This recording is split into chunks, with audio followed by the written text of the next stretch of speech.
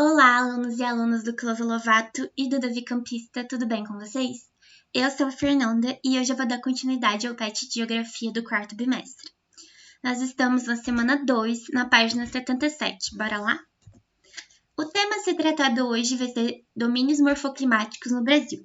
Então a gente vai dar continuidade à semana 1 e aprofundar um pouco mais nesse assunto. Os domínios a serem tratados hoje serão três: o domínio amazônico, o cerrado e o mar de morros. Eu trouxe um mapa aqui para a gente poder se localizar e entender quais regiões a gente vai trabalhar hoje. Então aqui é caracterizado pelo número 1 e a cor verde, a gente vai ter o domínio amazônico, que vai ser localizado aqui na região norte, né? O norte do país, aqui em pleno Planalto Central. A gente vai ter o cerrado, caracterizado aqui pelo número 4 e a cor laranja.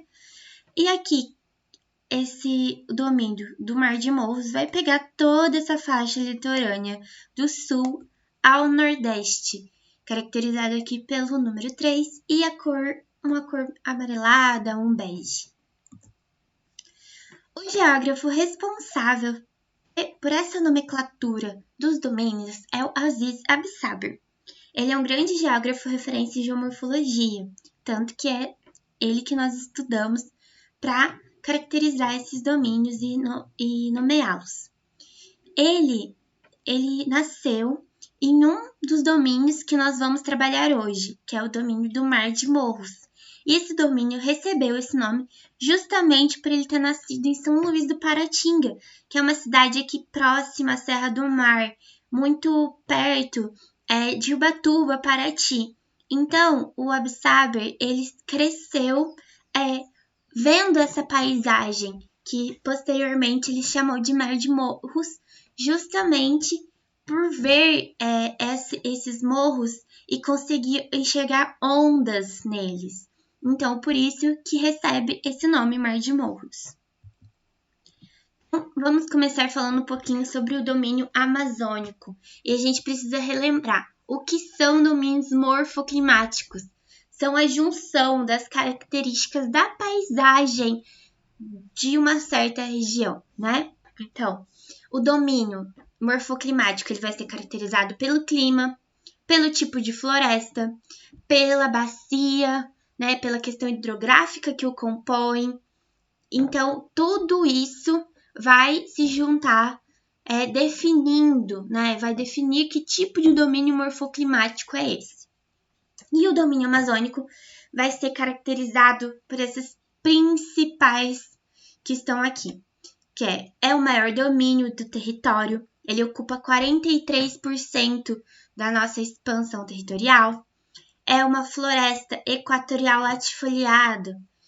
O que significa isso?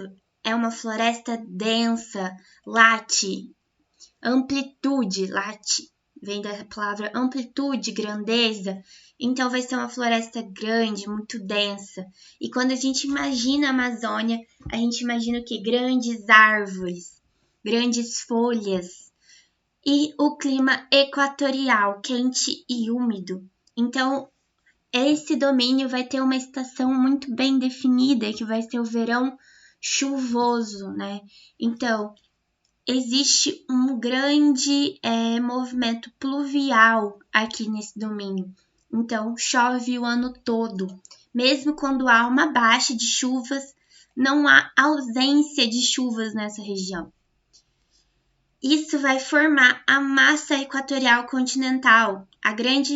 Ela é responsável, né, por dispersar umidade para o nosso país e para outras regiões também, como a Cordilheira dos Andes. Então, essa grande concentração de umidade vai ser dada justamente por uma grande evapotranspiração, que é o quê? Esse movimento de transpiração das árvores, é uma grande concentração de umidade e por conta da baixa pressão, essa umidade é dispersada pelos ventos. Então, o cerrado vai receber essa massa equatorial continental. Aqui na nossa região de Mar de Morros também vai receber essa massa. Essa massa vai ir para a Cordilheira dos Andes, vai abranger outros países próximos ao Brasil e ela é muito responsável pela chegada das chuvas em outras regiões do país. Vamos ter também a característica da bacia amazônica, que é uma bacia muito tradicionalmente caracterizada pelo quê? Pelo encontro do Rio Negro e Solimões, aquele tradicional encontro das águas mais claras com as águas escuras, que são os dois principais rios, né, que alimentam essa grande bacia, que é a maior bacia do mundo, né, responsável aí também, que passa por 7 países aqui em torno do Brasil, né, como a Venezuela, como o Peru, como a Bolívia, as Guianas, Guiana e Guiana Francesa. Então é uma bacia de importância não só do nosso país, mas mundial. O domínio vai ser caracterizado também por planícies e grandes depressões. Então, a gente vai ter planícies e grandes depressões que vão formar os 3 principais tipos de mata presentes nesses domínios, que vai ser a mata de igapó, que é uma mata submersa, muito caracterizada pela Vitória Régia, uma mata de várzea, uma mata entre a mata de terra firme e a mata de igapó, que na época de cheia também vai ser coberta por esses rios, né, que compõem a bacia amazônica. E uma característica muito importante de se dizer e se atentar é ao fato de que o solo amazônico é um solo arenoso, e o solo arenoso é caracterizado pela baixa fertilidade. Então, essa grande mata, essa densidade de mata é dada por uma decomposição ao longo dos anos dessas folhas que criaram por cima desse solo arenoso uma grande fertilidade, justamente por ser uma concentração de dejetos, de decomposição de plantas ao longo dos anos. Então, quando a gente desmata esse solo, ele não brota de novo, ele não cresce de novo, porque essa densidade de mata é dada pela decomposição ao longo dos anos das próprias árvores que estavam aqui. Aqui eu trouxe essa imagem para a gente poder visualizar melhor o que é, onde está localizada cada tipo de mata. Então, aqui a mata de igapó é essa mata aqui que está sempre submersa. A mata de várzea é essa mata aqui entre a mata de terra firme e a mata de igapó, que na época da cheia também é coberta. E a mata de terra firme é essa mata que a gente conhece, que é tão característica da Amazônia, que é as grandes árvores, as grandes folhas que tomam todo o espaço. Agora nós vamos falar um pouquinho sobre o Cerrado. O Cerrado, ali localizado ali em pleno Planalto Central, então ele é um planalto, um grande planalto. É caracterizado por uma vegetação arbórea e arbustiva. Então a gente vai ver plantas Plantas baixas, não vai ser como o domínio amazônico, vai ser predominado por plantas baixas. E não é grama, né? Que a gente tem o costume de enxergar o cerrado como por conta do seu clima semiárido, um clima mais seco, que ele não tem fertilidade, que ele não tem sua importância, mas ele é muito importante. É um domínio muito característico com suas plantas, com a sua diversidade, né, de flora. Então, vão ser esses arbustos, né, essas plantas mais baixas e caducifoliadas, principalmente suas árvores vão ser caducifoliadas. O que significa isso? Que na época da seca, porque ela tem um clima tropical típico, o que significa isso? Típico porque não há alteração. Então vai ser um verão chuvoso e um inverno seco, muito seco. Então isso que vai trazer essa característica caducifoliada para essas árvores. Porque durante esse inverno seco, as árvores vão expelir essas folhas, o que vai parecer que elas estão mortas, mas elas não estão mortas, elas estão hibernando. O que é muito característico de regiões onde tem as 4 estações muito bem definidas, que vai ser o outono, na época que as árvores expelem essas folhas, para no inverno elas poderem hibernar e sobreviver a esse inverno. Então, aqui no Cerrado é a mesma coisa. Ele vai expelir as folhas para poder hibernar e sobreviver a esse inverno seco, que é muito característico do Cerrado. Aqui a gente vai ter essa influência da massa equatorial continental e o grande divisor de águas. O Cerrado ele tem uma importância gigantesca para as águas do Brasil e não só do Brasil. Ele vai ser uma grande caixa d'água pela característica de um solo muito poroso. Então, é um solo de muita absorção da água, o que vai formar grandes aquíferos. O Cerrado vai ser responsável por alimentar os 2 maiores aquíferos do Brasil, e principalmente o aquífero Guarani, que vai pegar outros países, inclusive, além do Brasil. Então, o Cerrado, ele é muito importante, ele também é nascente de rios muito importantes, ele também é importante por levar água para outras regiões. Então, a gente tem que quebrar com esse estereótipo que o Cerrado é seco e infértil. Na verdade, o Cerrado é muito fértil. E ele vai ter essas chuvas frontais, né? Vai ter uma influência muito grande das chuvas frontais, que são as chuvas que vêm dessa junção dessas massas, né? Da massa equatorial. Vai pegar ali um pouco, né, da massa que vem da Serra do Mar. As chuvas frontais são, né, muito características dessa umidade que vem da Serra do Mar, que vai se juntar ali no centro do Brasil e vai formar essas chuvas frontais. Essas árvores são retorcidas, né? É muito característico do Cerrado essas árvores retorcidas e secas, justamente por o solo ser muito ácido. Quando a gente vê um grande desmatamento do Cerrado, né, para se transformar em grandes latifúndios, em plantações de soja, de gado, a gente vê o quê? Uma calcificação desse solo para que ele fique menos ácido e possa, né, ser ali uma região com grandes plantações, né, de monocultura. Então, aqui eu trouxe para vocês por que é tão importante preservar o Cerrado, justamente por ele ser essa grande caixa d'água do Brasil, ser responsável por alimentar esse aquífero, por ser responsável por passar o Rio São Francisco, alguns rios do Amazonas nascem aqui. Então, ele é esses aquíferos é o que brotam as águas, o que fazem as nascentes acontecer. Então, quando a gente desmata, a gente tira a característica desse solo, esse solo não absorve a água automaticamente, não alimenta esses aquíferos e não chega abastecimento às nossas casas. Então, a gente vive uma crise hídrica. Então, a importância de preservar o cerrado é justamente essa, porque preservar o cerrado é preservar as nossas águas, a nossa grande potência, né, de águas potáveis. Então, agora nós vamos falar do domínio do Mar de Morros, que vai ser caracterizado por uma floresta tropical, latifoliada. Então, assim como o domínio amazônico, vai ser uma floresta densa, né?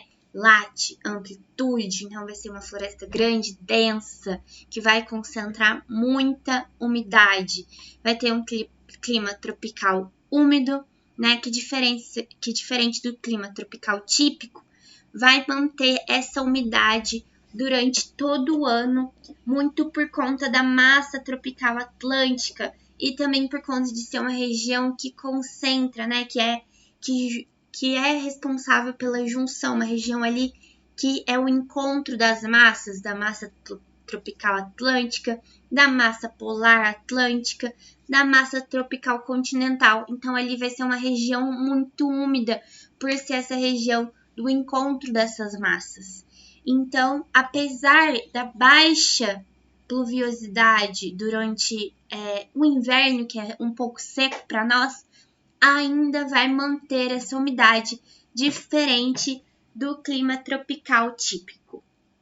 Então, essa massa tropical atlântica vai ficar principalmente concentrada ali na Serra do Mar, que vai ser essa massa que vai subir ali do oceano e vai se concentrar ali na serra, porque a serra justamente por ser uma serra, né, por ser uma grande serra, vai barrar essa umidade ali. Então, essas chuvas orográficas, elas são orográficas porque ela vai ter essa concentração e ela vai ser a grande responsável por deixar essa mata, essa serra muito úmida, né? Então, ali, o que a gente vai conhecer ali por neblina é muito característico, né, dessas chuvas orográficas. Então, ali, a Serra do Mar, ela barra essa umidade e a massa que passa essa serra é uma massa seca, né? Então, isso que vai formar as zonas de transição, justamente pela umidade da Serra do Mar ser barrada ali. E a gente vai ter também as chuvas frontais, que vai ser justamente a junção da massa polar atlântica, que vai subir ali pelo sul do país, né? Então, ela vai vir ali em contrapartida à barragem da Serra do Mar e encontro com a massa tropical continental.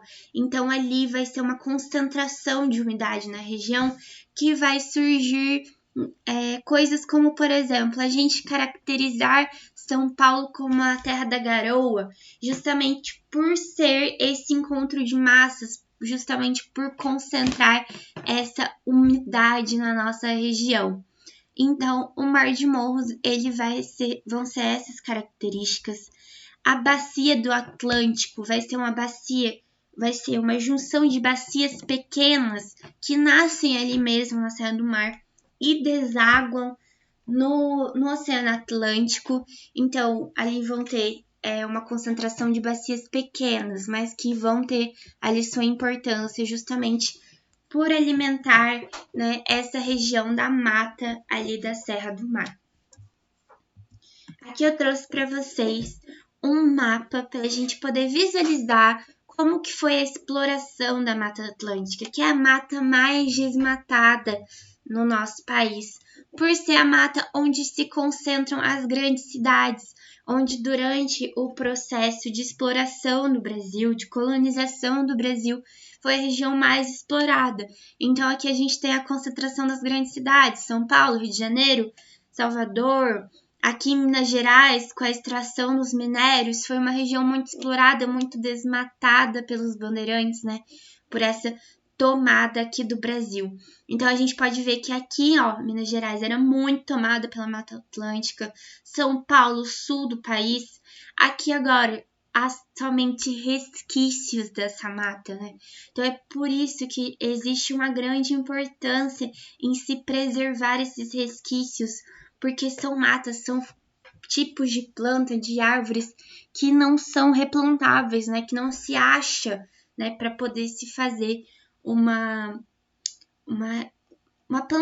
plantação mesmo desses tipos de árvores. Então, a função de uma reserva verde é justamente manter uma estabilidade climática, um ciclo hidrológico, né? Então, as chuvas frontais, as chuvas orográficas, elas precisam, né, da manutenção dessa mata para seguir. E hoje a gente vê com o desmatamento do cerrado, do domínio amazônico, uma ação muito nociva, né, ao nosso clima. Hoje a gente tem tempestades, tem uma seca muito rígida, a gente está desertificando algumas regiões do país, justamente porque o desmatamento, a retiragem, né, desses domínios naturais, elas fazem com que desequilibre o nosso clima. Então, é muito importante preservar, justamente para que haja um equilíbrio do clima, do ciclo hídrico. Eu trouxe aqui para vocês um mapa mental, para sempre que vocês quiserem, vocês poderem recorrer a uma forma direta e simples de compreender o que são os tipos e a divisão dos domínios morfoclimáticos. Sempre quando eu trago uma aula para vocês, uma explicação de um PET, eu tento deixar um mapa mental para vocês sempre possam recorrer a um lugar que seja direto e rápido visualização, para que vocês consigam compreender um pouco mais desse assunto. Agora nós vamos para as atividades, então vamos lá para o PET de vocês, para a parte das atividades. Então, nós estamos aqui, né? Nas atividades, a página 79, e aqui na primeira questão a gente vai pedir para analisar as manchetes. E as manchetes vão falar: desmatamento na Amazônia na temporada de 2020-2021 é maior que nos últimos 10 anos. Em 30 anos, o Cerrado brasileiro pode ter maior extinção de plantas da história de estudo. Então aqui vai perguntar: qual o assunto das reportagens? O que as reportagens têm em comum? Quais as principais razões para o desmatamento na Amazônia e no Cerrado brasileiro?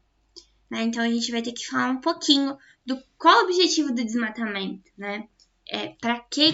A quem esse desmatamento serve. Então aqui na questão 2 vai dizer: abrange cerca de 15% do território nacional em 17 estados, é o lar de 72% dos brasileiros e concentra 70% do PIB nacional. O fragmento acima se refere a qual domínio morfoclimático? Qual domínio morfoclimático que foi o domínio mais explorado que nós temos? B.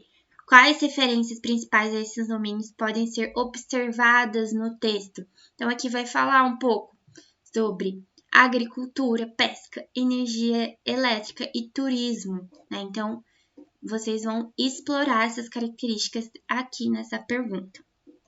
3. De acordo com a figura abaixo, analise a alternativa correta, né? Então, o desmatamento na Mata Atlântica em 2011 e 2012 foi 2 vezes maior que o ano de 2010 e 2011.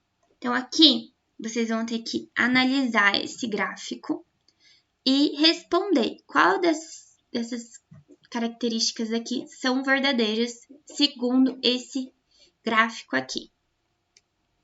E aqui a questão 4 é um menininho, um desenho, observando o quê? O que é isso aqui para vocês? O que vocês conseguem ver aqui? E não é que em Minas Gerais tem mares mesmo? Por que ele está falando isso? Explique o porquê do ponto de vista dos domínios morfoclimáticos. A inquietação da personagem está correta. Por que ele diz que em Minas Gerais há mares? Então, é aqui que vocês vão ter que explorar essa questão. Por hoje é só, eu volto com vocês na semana 4 para a gente trabalhar um pouquinho mais sobre esses domínios. Então é isso, muito boa semana para vocês, muito obrigada por assistir até aqui e até a próxima. Tchau!